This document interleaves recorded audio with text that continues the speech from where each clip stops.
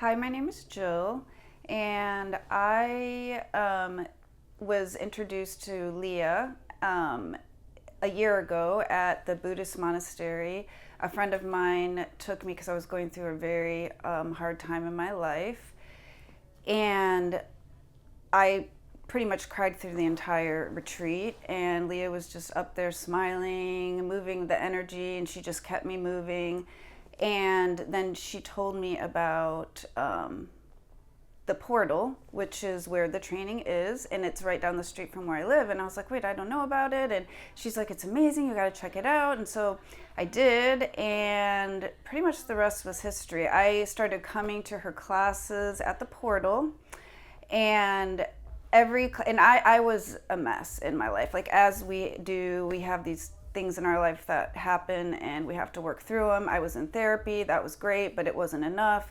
And so every time I would come to a class, I would shed a little bit more of the trauma. And like my kids could actually see a transformation, and they were like, you're lighter, you're brighter, like the heaviness was releasing. And they're like, whatever you're doing, keep doing it. And so Liya said that she was going to do a training here at the Portal. And I was like, well, if she actually can make that happen, I'm in. And so she did. And I think I was the first person to sign up. And so it's so exciting. I mean, we're almost done. I'm super sad. But even from the beginning of the training, my classmates have noticed a difference in the heaviness that I carried.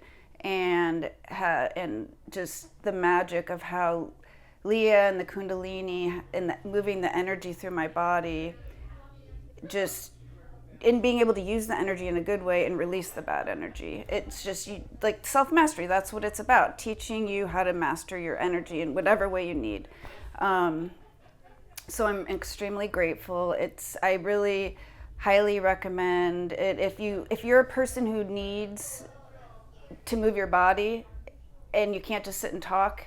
This is for you, because that was my problem. I can't just sit and, I'm just not that person.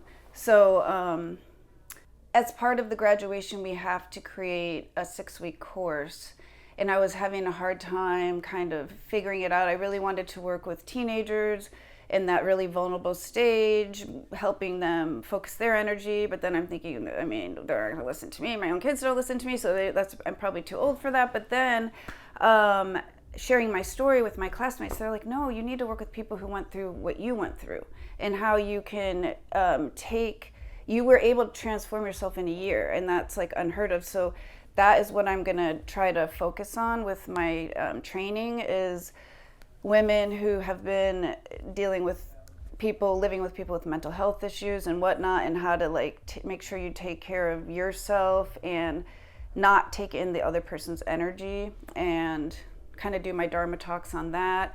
And then my Kriyas will match up in meditations with how to just stay strong. Mm.